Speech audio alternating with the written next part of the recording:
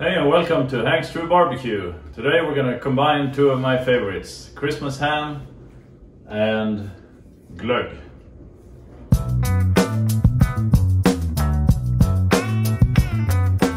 Now, glögg is a very Swedish tradition. It's like mulled wine or glühwein, but it's just a bit sweeter and it has really good flavor. I absolutely love it. I think it's just awesome, perfect drink for those cold winter nights.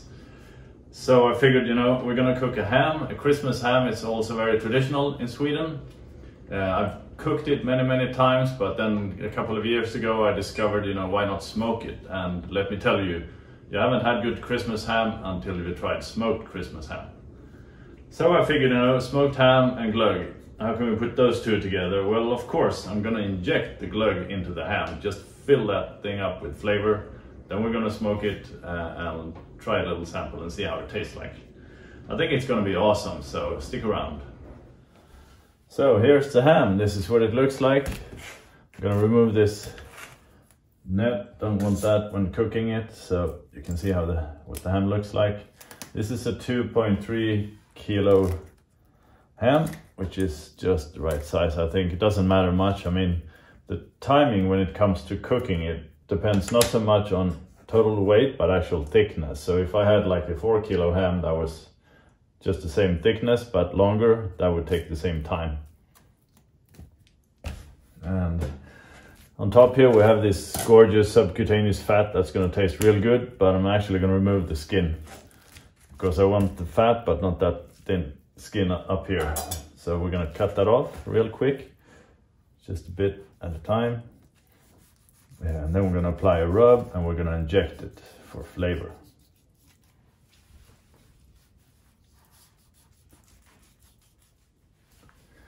Now the reason I cut this skin off is because I'm going to apply a crust later, and this is going to turn hard and a bit too, well, just going to be too tough when it's done, since we're doing a low and slow cook.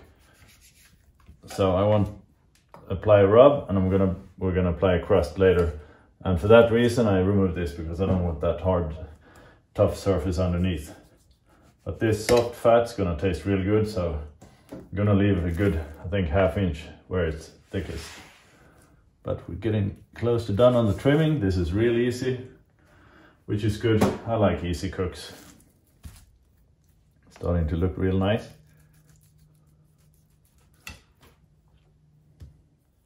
So now that it's trimmed, we're going to inject the glögg. I'm going to use my regular injector like this with a thin needle. I think it's good. So we're going to poke a hole like this, roughly 1 inch apart, in a crosshatch pattern like that, and squeeze in as much glögg as we can. I'm going to keep going through the whole ham. I'm also going to do it at different depths, because this is a very thick ham compared to the steaks or, for example, the flat part of a brisket. So keep going like this until you've just maximized this one. Another thing which is good is to think about food safety. So I'm going to pour the glögg into this intermediate container.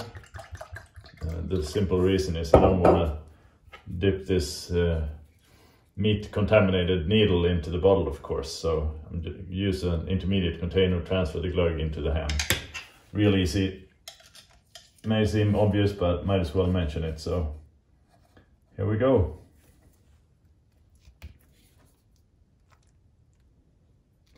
And also I apply the injection before the rub, because as you can see there's quite a bit of glögg that's gonna seep out. I don't want to wash the rub away.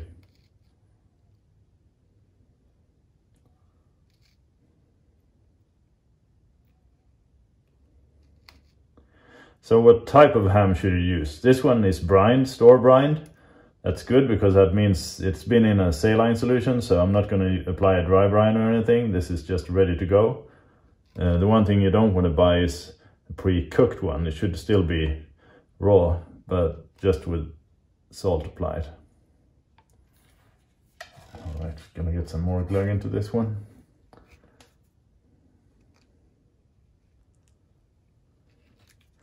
I can see that it's growing, it's increasing in size because we're filling it with glögg.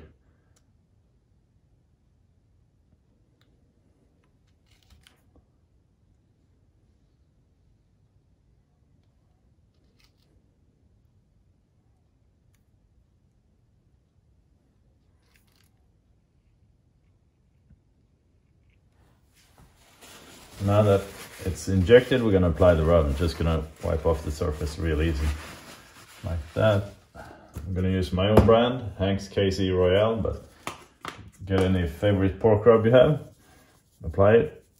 And once we have smoked it, we're gonna apply a nice crust with mustard and egg yolk.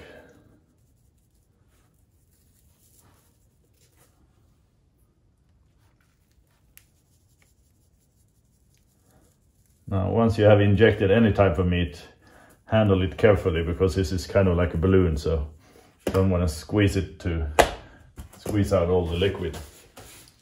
But that one's ready to go. I think it's time to fire up the grill, get it up to temp.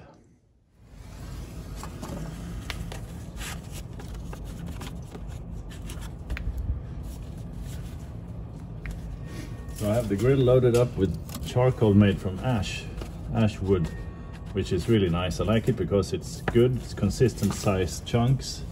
It burns really cleanly, so this is gonna be good. That's what you want from charcoal, consistency. I'm gonna get this up to temp, which is 120 to 130 Celsius. That's 250 to 265 Fahrenheit. I'm gonna do a traditional low and slow cook, but no need to go super low because the ham is already tender as it is, so we just want to bring it up to temp. I'm gonna add some wood chunks. This is cherry wood, one of my favorites for pork, to get that real good smoke flavor. And once it's done, we're gonna make a batter and create a nice crust, put it on. The ham's going back onto the grill. We're gonna bring up the temp to caramelize it a bit. So, should be a good cook, nice day.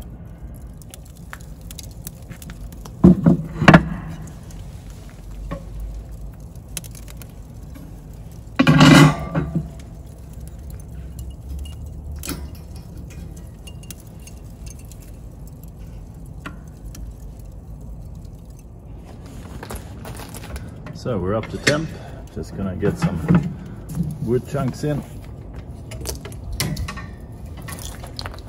I think 2 should be enough for now. Get started with this. Should generate plenty of smoke.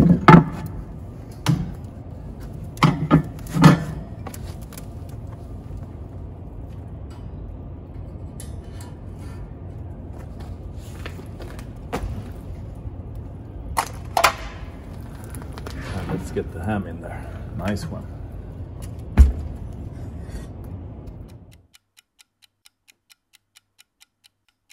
So the grill has been keeping a rock steady temp of 130, like flatlining perfectly, which is really good. The ham has been on for 2 hours, and I think it's time to take a quick look just to see where we are at temp wise. We're aiming for 65, 66 degrees Celsius because we're gonna put on a batter and form that crust later, so I think that's a good target temp. But let's take a quick look and see what it looks like. Oh man, that's a good looking ham. Yep, 50 degrees, 50 roughly, so another 55, another 10, and then we should be good. So the ham is done, and now we're going to make a nice batter that's going to form a crust. And you do that by adding 1 egg. And we're going to add some breadcrumbs, 3 tablespoons. See if I can get that out the package.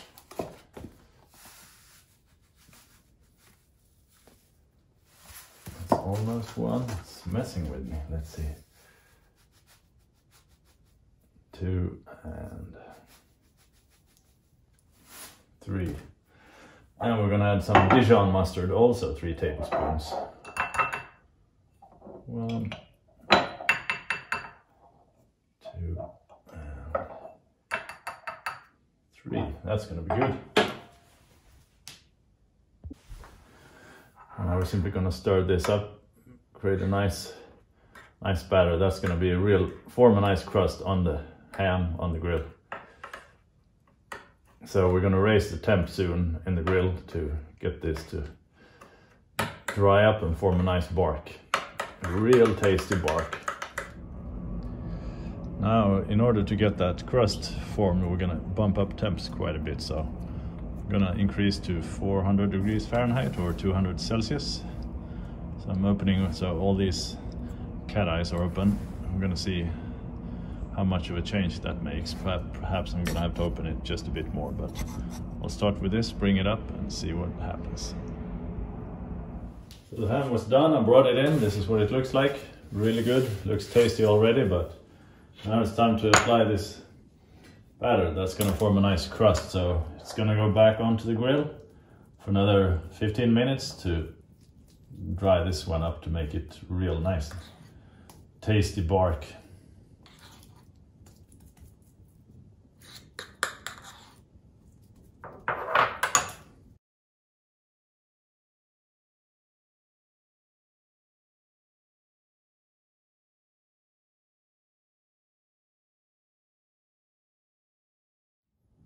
This is going to be almost bread-like when it's done, so it's real. Looks good and it tastes really nice. Nice complement to the smoked meat. Yeah, I think that turned out pretty good.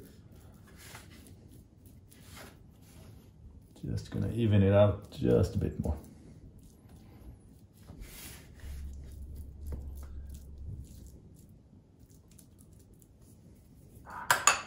All right, the grill is up to temp. Now we're gonna put this on for the final touches.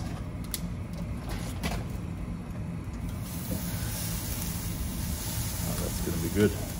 So, 3-hour cook roughly, and now 15 minutes to form that crust, and we're done. The ham has been on for 20 minutes now. This crust is looking really good, so it's time to pull it, bring it in and taste it. Oh, this is looking fantastic. So the ham is done, it's rested. I think it's ready to taste it, slice a bit. This looks pretty good if you ask me.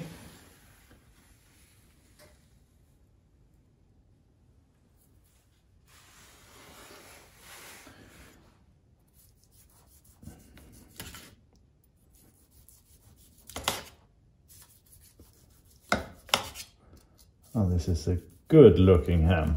It smells fantastic too. Look at that, real nice, moist and juicy. Just the way it should be.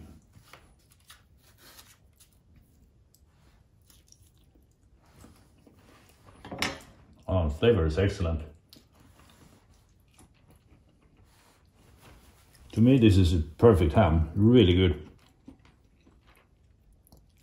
You can taste a bit of the bark and the crust, of course, up here, as well as some of the glug, and as you can see, it's like crazy moist.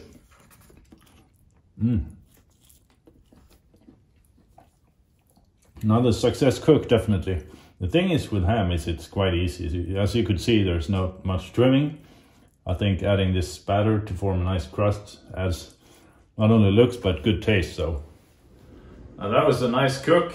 Proof is in the pudding. Smoked ham definitely tastes better with the glug. Now the one thing you want to make sure is get a low alcohol glug, because you want the flavor of the glug but not the flavor of the alcohol. It's going to be just a bit sharp, so get a kid-friendly glug and you'll be all right. Now try that at home and see if you don't prefer smoked glug injected ham over cooked ham. I'll bet you this is going to be a winner. All right, stay tuned for next episode, and thank you for watching.